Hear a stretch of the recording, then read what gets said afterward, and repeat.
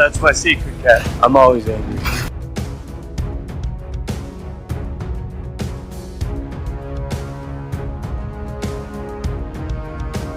Alright. I ran out of patience.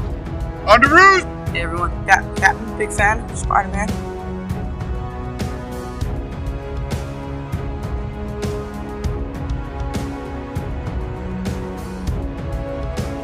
Avengers!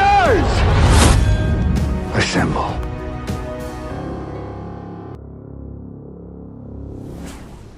Hello, Peter. Hello and welcome to the Infinity Saga and Beyond MCU fan podcast. My name is Jordan Wiegand, and today we're talking Thor: Love and Thunder. It's been more than a week since the release of the film. I was hoping to have this out earlier last week, but we had a whole bunch going on in the old personal life, so it's been a little bit more of a wait than I would have liked, but we are here now. And we're talking Thor: Love and Thunder, directed by Taika Waititi, written by Taika Waititi and Jennifer Kaytin Robinson, and it premiered July 8th, 2022, here in the U.S., with preview showing on July 7th. And, so we're going to talk all things Thor here. There's no, official synopsis that I can find, really. But Thor, after the events of Endgame, finding out who he wants to be is the main point of the film. So we're going to get into it here. Overall, my first initial thoughts, I really enjoyed it. I know some people have not. It's been kind of a more reception than something like Thor Ragnarok. And actually, I think it's the third out of the Phase 4 films that have had a B+ cinema score, which we've talked about on other ones. I think Doctor Strange had a B+, Eternals had a B+, and this one has a B+. I think Black Widow, Shang-Chi, and Spider-Man No Way Home has had A's or A-. So that's kind of where we're going. I know what you're thinking, B+, not bad, but actually when you look at franchise films, B+ is kind of low on the scale. So I'm not sure if I see it going up for Black Panther. Welcome to Wakanda. No, Wakanda Forever. Because the reason I think that is because I think that film's going to be divisive with no Chadwick Boseman, which means no T'Challa since they're not recasting, and how that's going to go. So hopefully that movie will be good, but I'm thinking the reception might not be as good as Black Panther 1 for sure, but maybe not as good as some of these Phase 4 films that have happened. So let's get into it, I guess, here. The movie started off with Gore and his daughter, struggling in a barren desert. They're praying to their god, but the daughter is going to pass away. And eventually, Gore is going to find the actual god, Rapu, and leads them into this oasis in the middle of this desert. And what happens here is Rapu is very dismissive of Gore and his struggle. And I think when he sees him, he's even like, oh, he's one of mine, right? Like people that pray to me, like, oh. And I thought that was a very interesting way to kind of portray the gods here. And what that is going to end up doing here is that Rapu is going to start trying to strangle Gore, but the Necro Sword, which is a god-killing weapon that was on the ground, another person who had it was destroyed, is going to present itself to Gore, who is going to able to get free of Rapu, kill him, and say his famous line from the comics, all gods must die, and that's going to be his kind of vow. And you kind of can see where he's coming from, right? Like he had believed in this god the whole time. He finally gets there, and the god is pretty much laughing in his face and leaves him to a point where he had just lost his daughter. He's kind of being made fun of. And he realizes none of these gods care about him. And he's going to go on and say that, I believe, to the people of Asgard too, especially the children, that none of them actually care about them. Which is incorrect when we learn how Thor will handle this later on, but it's an interesting viewpoint because of a bad experience Gore had with one god. And we'll see that kind of that's true as well with Zeus when we meet Zeus later on. He doesn't seem to care either, right? But some of these gods do. So it's not a blanket statement or a blanket truth. It is a blanket statement from Gore that is not a blanket truth, because obviously some of these gods do care. But it's a very cynical look here at that. So with that sword, he is able to manipulate shadows and produce monsters, but is kind of cursed, where the sword will kill him and also corrupt him. And we kind of see that with how his look changes throughout the course of the film. And then we kind of go to Thor. We get the Marvel Studios logo. We get Thor with the Guardians of the Galaxy. This part was okay. I liked seeing the Guardians. I think Thor was kind of a little too laid back at this point, and I'm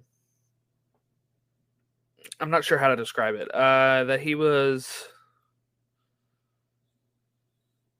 just kind of like not helping them battle until they really asked for it and things got dire, which didn't seem very Thor-like, I guess.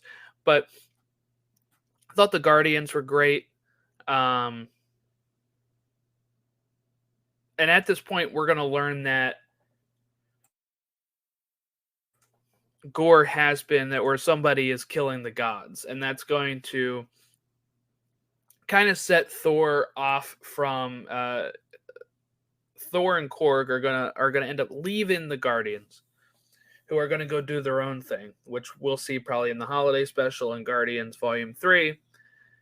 But they're gonna go off do their own thing. Thor and Korg are gonna investigate this. He gets a message from Sif, a distress signal, and that's when Thor has to go try to meet her. And Sif is able to warn that Gore's next target is New Asgard. So things kind of move really quickly here, because then Thor's going to go to New Asgard and is going to fight and run into another Thor. But before we get to there real quick, it does flash over to Jane Foster, Thor's ex-girlfriend. We've known her from Thor and Thor the Dark World. She has stage 4 terminal cancer, and her treatment, the chemo, is not really making any dent in it at all. So we see her look at a book about Asgard or Mjolnir, and she decides she's going to go visit. Maybe that this will help heal her. She goes to New Asgard. She sees, I love how they have it kind of like in a glass case, the remnants of Mjolnir from the events of Ragnarok. Sitting there, and she's able to claim the hammer. We don't really get to see it, though. They kind of save that reveal for when Thor returns here. And when we get Thor arriving, and he gets to see Mjolnir, and he goes over to her, and he realizes it's Jane Foster as the mighty Thor. So this is pretty common with how it is in the comics, in the sense of her having cancer, and that the Mjolnir is actually not helping it go away. I'm not sure if it was really clear in this movie. I've only seen it once. I'm not sure if it was super clear in this that the Mjolnir and becoming Mighty Thor is making it worse. So in the comics, it was like making it worse that she would use her chemo and it would start helping her a bit, but then whenever she would transform, it would kind of reverse those effects of the chemo, is how I understood it in the comics. So that is kind of implied here. I'm not sure if it is actually stated. It seems like more from what Selvig was saying when he was talking, is that already those were not having affects the chemo. But I like this flashbacks here when we get to see Thor and Jane's relationship as it was happening and how they just kind of faded away a bit. Thor put an enchantment on Mjolnir to protect Jane Foster. And what happened is that is why it is able to latch onto Jane and give her the power of Thor. So I really like that. It's the hammer's way of protecting and fulfilling that oath or protection that Thor had placed onto it. But yeah, this is where the kids get taken. It's kind of a dark plot, I guess, where the kids get stolen. All the kids of Asgard get stolen, and Thor has to go try to find them. And that's kind of where we set off for the rest of the film. They're going to go to Omnipotent City, which is a place where all the gods are, and going to run into Zeus, and they're going to ask him for help. At least getting his thunderbolt. That's what they want, like the lightning bolt. They at least want that. And doesn't work out. Zeus is going to say no. Going to kind of laugh them off. And Zeus is going to order all of their capture as well because he's worried about the city becoming known to Gore. And in this fight, Korg's body gets destroyed. His face remains alive. Thor is going to impale Zeus with his own thunderbolt, and Valkyrie is going to steal it. They're going to escape, and they're going to set off to the Shadow Realm to try to locate the kids. I thought an Omnipotent City was pretty cool looking. I think it was all right as a scene too. I liked seeing all the different types of gods that were there and all of their different looks, and seeing it's almost like a Star Wars alien scene. I really liked seeing all of that. So of course, as they're heading there, Thor and Jane start kind of sparking that relationship again, and this is when Jane is going to tell him about her cancer. They arrive in the Shadow Realm. The children are no longer there in the cage.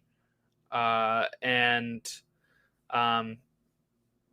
Jane thinks that this was a trap for Gore to try to get a hold of Thor Stormbreaker, because that is able to summon the Bifrost, and that is how they need to enter the realm of Eternity. Eternity, an abstract entity in the comics, which is their authority on Earth 616 in the comics, is only surpassed by the Living Tribunal. It is the personification of time. This is something that is from the Marvel Wiki that I pulled here, that description. They have huge omnipotence and all that kind of stuff. So what Gore's idea here is to get to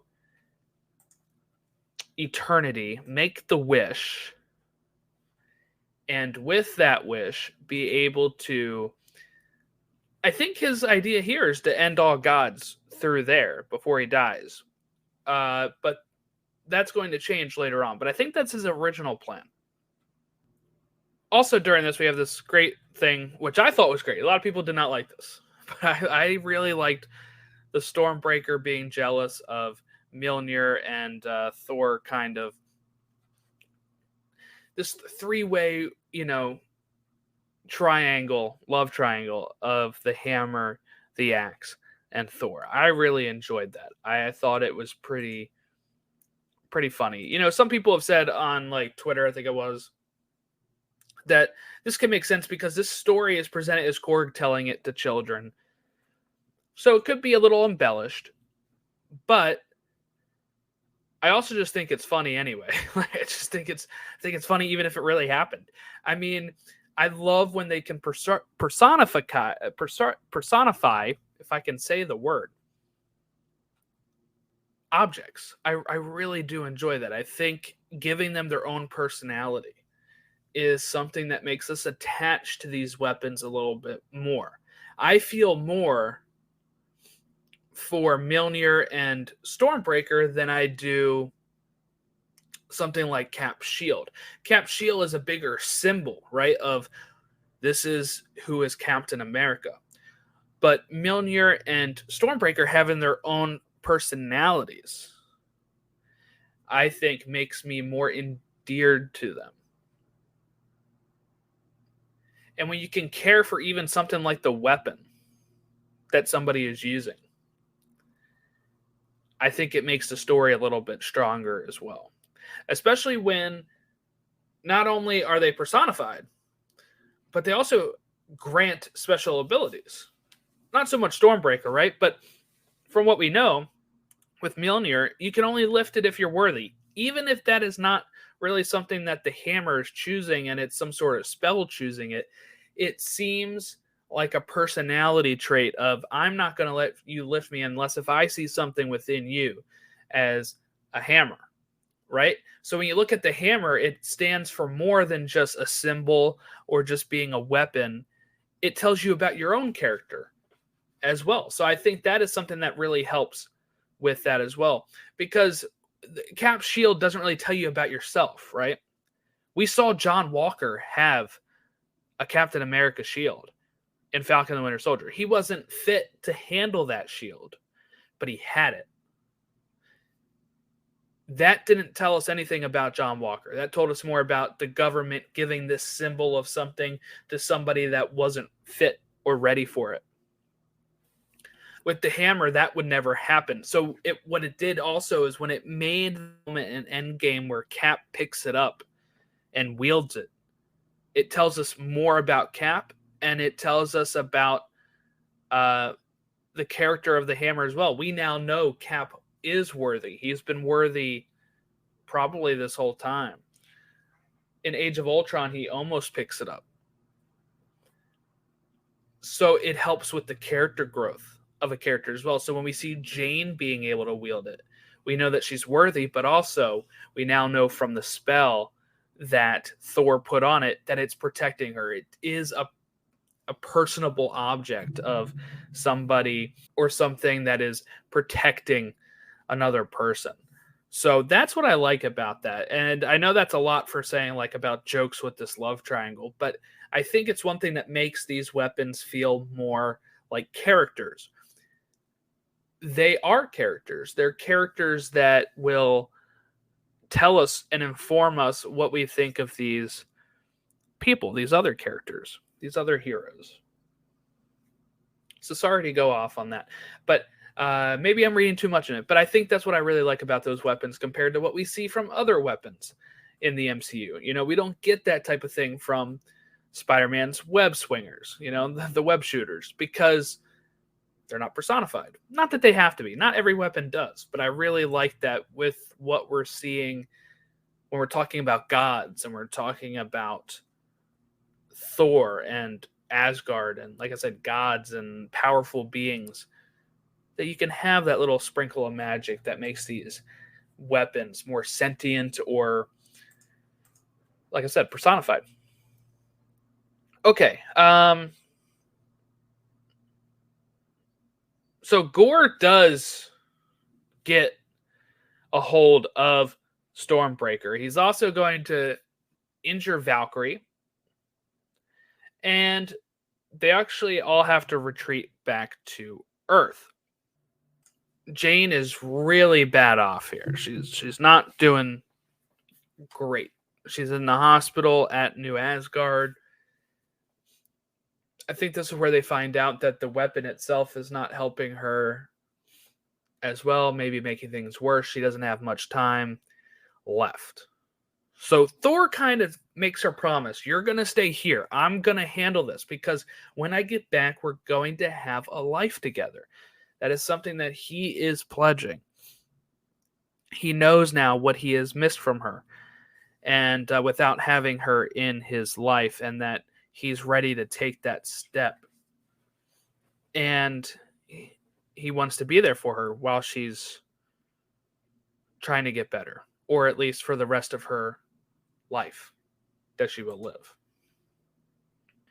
which I thought was a great sentiment. This is, really the last half of this movie is just, I think, spectacular. I really do think that the heart in this movie with their relationship and, like the relationship between Jane and Thor and kind of paralleling that with some things, the black and white sections when they get to the fight scene in the shadow world, all that kind of stuff I think is really great stuff. The stuff with eternity, really liked a lot of that. But where we kind of leave off here is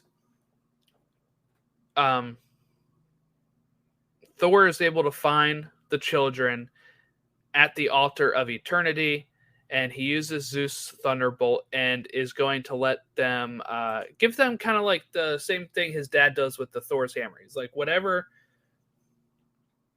weapon these people have in front of them, whatever they're holding, gives them the strength of Thor for a little time. He says temporary, which I thought was funny. And you even see like the little girl who's got like the stuffed bunny rabbit. She's using that as a weapon. Some are using like sticks and other things that they were able to scrounge up from the altar there. And Thor goes on and tries to defeat Gore. Well, Thor is almost about to lose here, and Jane can sense it, and she is going to break the oath. She's going to pick up Mjolnir, and she's going to go save him. They're able to destroy the Neko sword, which is going to stop the corruption that Gore was having from it. But they're still brought into Eternity's realm. He had still used Stormbreaker and was able to open it with the Bifrost. While Gore goes in there to make his wish, Thor is going to beg for him to revive his daughter instead of destroying the gods. He says, this is your time to let her live and give her a chance instead of killing everyone, all the gods. And I was just kind of always thinking this is what Gore would want to do anyway, right? But I guess now that he doesn't have the sword anymore, the sword was telling him to go kill all these gods. Now that the sword is gone, he's able to kind of reawaken and say, this is the right move. And he does have Eternity revive his daughter, which I'm not sure was named Love at this time. We'll get there at the end of this movie. And Gore is going to die from the curse that the sword put on him. And he tells Thor to take care of his daughter.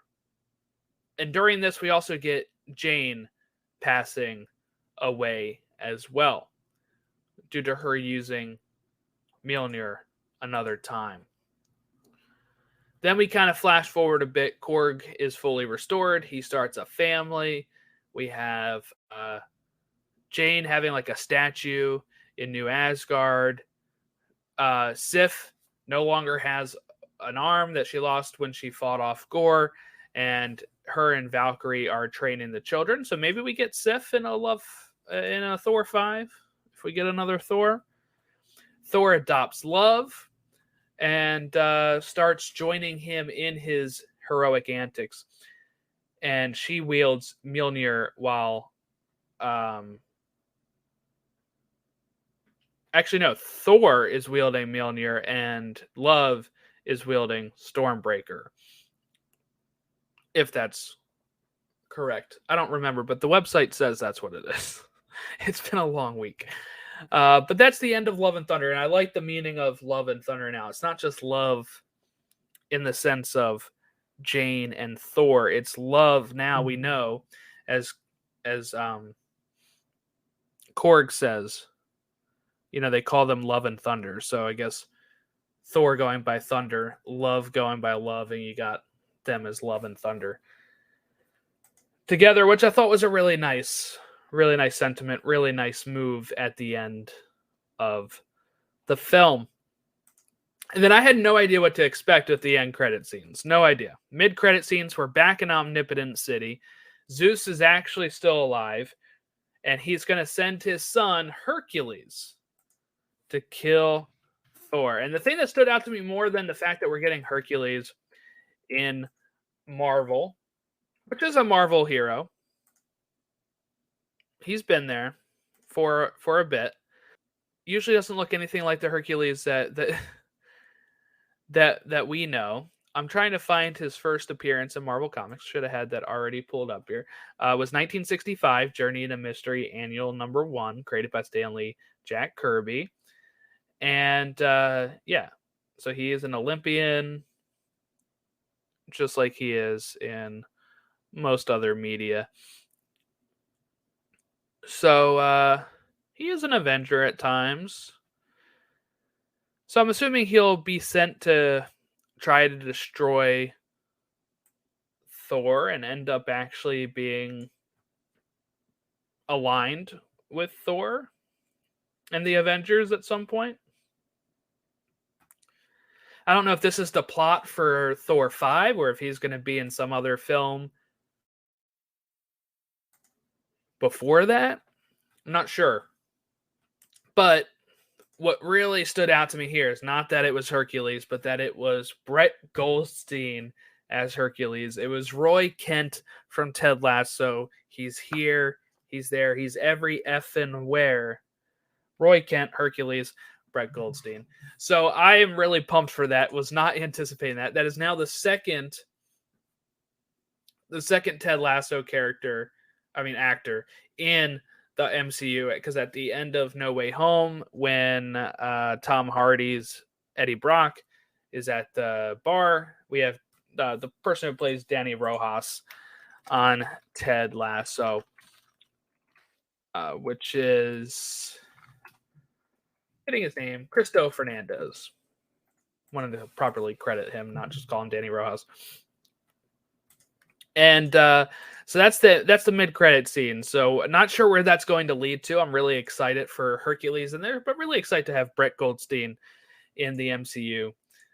If you haven't watched Ted Lasso, I recommend it. If you have Apple TV Plus, or if you have a free trial of it from getting a new iPhone, or just doing a free month trial, binging Ted Lasso and Severance. Those are two shows I recommend on Apple TV Plus for sure.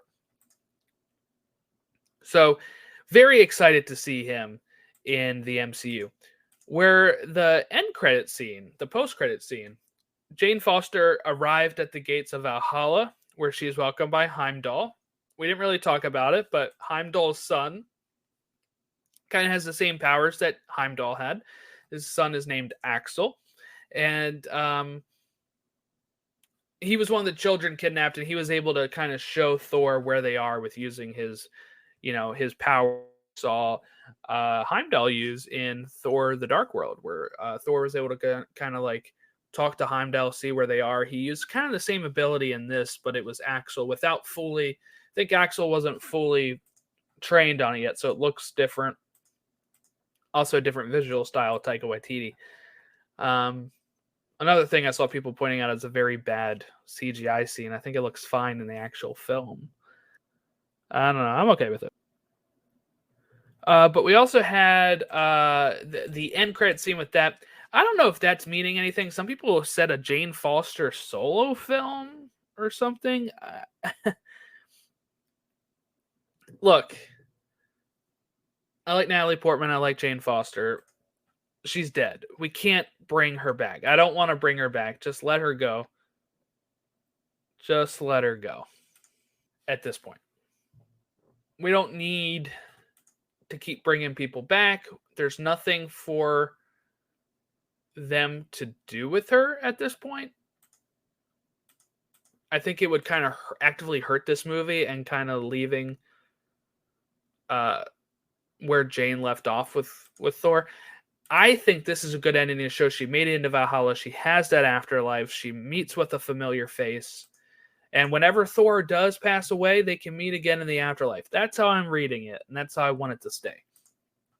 So hopefully that is the case. But I thought these were two really strong mid-credit and end-credit scenes that I really enjoyed them. Overall, from what we've heard from the other things, cut scenes. We were supposed to apparently have Goldblum as the Grand Master and Peter Dinklage as Eitri, and that maybe both of them were going to get killed by Gore. That's kind of the hot rumor. Lena Headey from Game of Thrones was supposed to appear, but her scenes were removed as well. This movie ended up being shorter than 2 hours by a minute. And I think that's fine. I don't think we needed a super long film. I think this movie flew by. I thought it was actually finely paced, maybe a little bit different in the beginning because it maybe moves too quick in the beginning. I don't know. But look, I do wish we got more Christian Bale as Gore. I think he was one of the best parts of it. He's a really great villain. I really do enjoy that. And I really enjoyed having Christian Bale as the villain. He was great. Tessa Thompson was great as Valkyrie. Didn't have too much to do. It was nice seeing Jamie Alexander again as Sif. Like I said, it's been a while since we really saw her. And Taika in Ragnarok killed off the rest of Thor's supporting cast. So he's kind of got really just Valkyrie and Korg at this point. Meek is there too. He just didn't do too much in this movie. But yeah. It's performing okay money-wise. It's close to $500 or more $1 million, which is great. Rotten Tomatoes has it as 68%, I think. Let's see. Yeah, 68%. The audience score is at 79%. I do probably think Ragnarok is still better than this movie. I saw a lot of people saying Ragnarok that they like this more than Ragnarok. I do think that this is probably still right. I think Ragnarok is probably still the better film. If I was to be put on the spot and have to figure that out. But I think the messaging and the heart in this movie is probably better than Ragnarok. I really like the whole Jane plot with him. Wrapping that up. We no longer have that loose thread, right? At the end of Dark World where they seem happily together, and then Age of Ultron just kind of dropping that they like broke up, or I think it was in Age of Ultron. Or maybe Ragnarok bringing up at Age of Ultron, they're just kind of like, oh, she's out of town or whatever they were saying in that. Like, glad to finally wrap it up. Natalie Portman had a great send-off. I think it's great. I want to know what we're going to see with Thor going forward. I don't know if we're going to see love going forward. I think we do. I mean, she's kind of like the embodiment of eternity. We kind of saw when she was walking in that eternity realm. In the reflection, she looked like eternity, but in the body she looked like Gore's daughter. So I do wonder if she's got, if that's kind of their plan going forward with her. But who knows? Some people still say MCU is being directionless. I don't think it is directionless right now. They're building up the current stable of heroes and new heroes, and I really think once we see either Black Panther or Ant-Man Quantumania, that we are going to kind of have a very clear deal on what's going forward. And I think we might even get that during Comic-Con in the next week or two. I think it's next week. Comic-Con, I think if they reveal more titles and we get like a certain team up or something, I think we'll kind of have a good idea then on where we're heading. Anyway, I think that about wraps us up here. I still really enjoyed this movie. I don't like ranking these things right away, so I don't really have a ranking to give you. I just know probably Ragnarok, still my favorite Thor film, is probably how I'd go with it at this point.